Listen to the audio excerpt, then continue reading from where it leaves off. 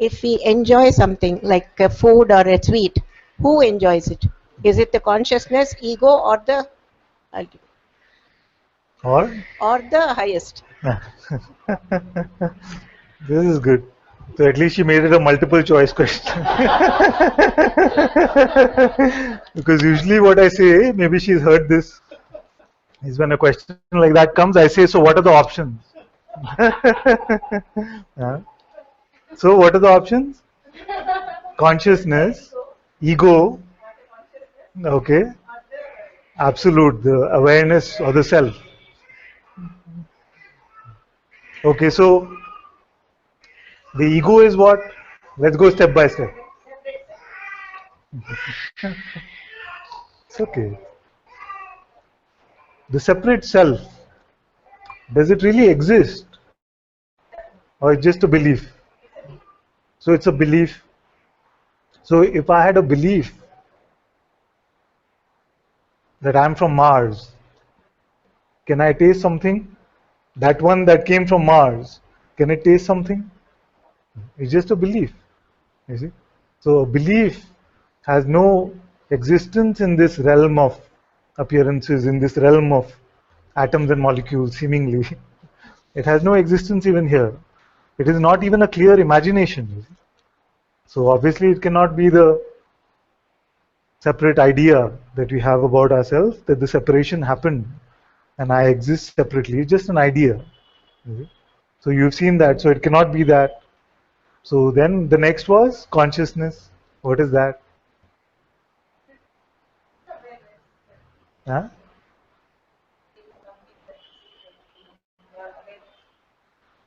So if consciousness is awareness, then why do we have one more word called consciousness?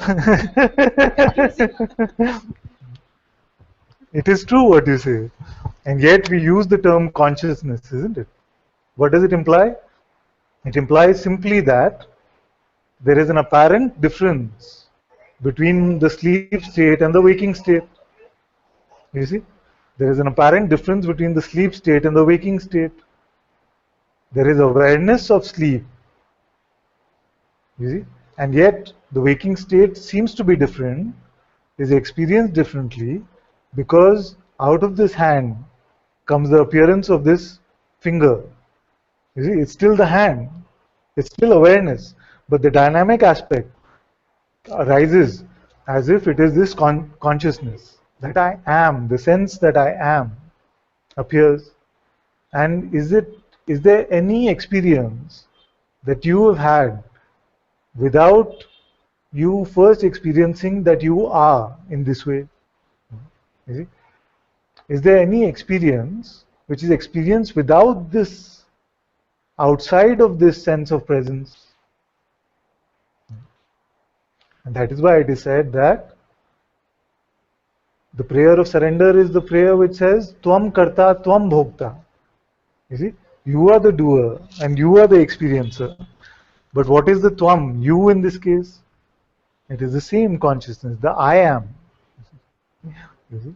So this consciousness, which is not separate from awareness, and yet it is experienced differently. There's a seeming qualitative difference. You see, just like there's a difference between this fist and this finger out there, although it's still the same hand. You see, so although it is made up of awareness, it is playing dynamically as if it is consciousness. Now everything you say yourself is a function of this light of consciousness. Therefore, the experiencer and the doer, the projector and the screen are the same, which is this consciousness. See? So who enjoys? Must be this, isn't it? Which is ultimately consciousness. And yet, we are not to be very quick to come to the denial of consciousness. You see? Because it is our experience that the waking state arises. You see? I seem to participate in this waking state. You see?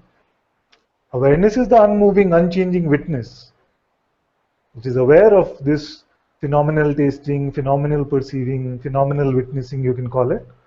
Awareness remains untouched.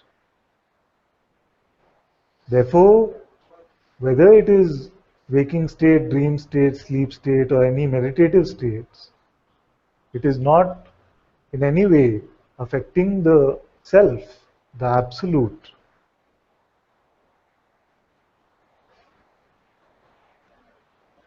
You see? And yet there is the birth of this, there is the appearance of this dynamic aspect called consciousness. And all of this play, including the play of delusion and freedom, happens only in the light of this consciousness, isn't it? In sleep state, does somebody want freedom? No. Is it? When you're sleeping, can you have can you have a taste of something? Can you have an experience? Phenomenal. And yet, the there is this ability to say that there is something called sleep state. Where does that come from? Who knows that there is something called sleep? Why isn't it that we say that I'm going to dream, good night? You see, if the only experience was that of the dream state, then we would say, I'm going to dream.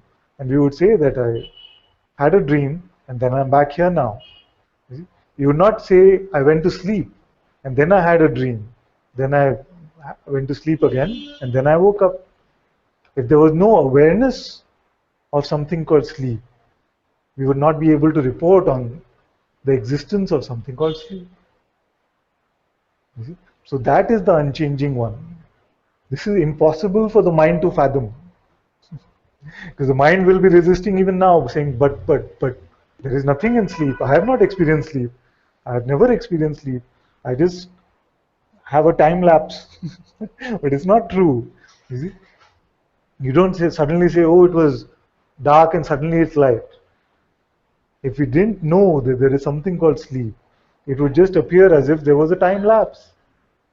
Suddenly from dark it went to light. It's a strange aspect of this realm. Not say I went to sleep. What would be even stranger is for us to say suddenly I'm here and suddenly I'm in some other realm and there are other people. You see, you'd not say it's a dream. You see, you need that transition to sleep to be able to confirm that something is a dream. You see, you just say suddenly I'm sitting here. You see, and there was some tiredness in the body, and suddenly there were other beings around me, and suddenly that dissolved, and this was here again. You see? That is not our experience. Anyway, why are we talking about sleep? I don't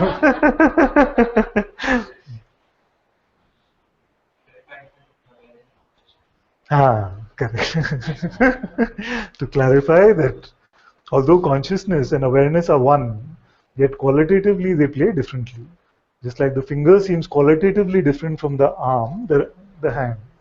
Ultimately it is one.